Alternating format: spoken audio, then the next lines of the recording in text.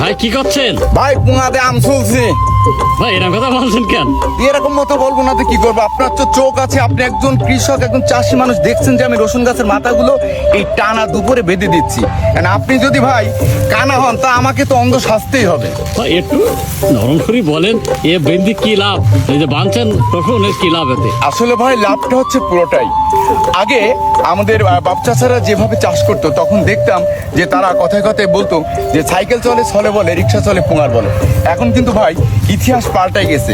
এখন কিন্তু আপনার রিক্সা চলে ছলে বলে আর সাইকেল চলে পুঙার বলে। অর্থাৎ চাষ করতে হলে আপনার প্রত্যেকটা চাষ জেনে শুনে বুঝে তারপরে করতে হবে। এই যে রসুন, অর্থাৎ আমাদের কিন্তু এই রসুনটা যখন চাষ করি প্রায় হারভেস্টের মতো হয়ে গেছে। এখন এই গাছটা কাঁচা রয়েছে। যদি গাছটা আমরা এইভাবে একটু মুড়ায়ে বেঁধে দিয়ে 15টা দিন পরে যদি আমরা রসুনটা উঠাই তাহলে একটা একটা রসুন 100 গ্রামের ওপর হবে। এইটাই হচ্ছে আমার এইভাবে রসুন গাছ বাঁধার কৃতিত্ব। কেটে দিন।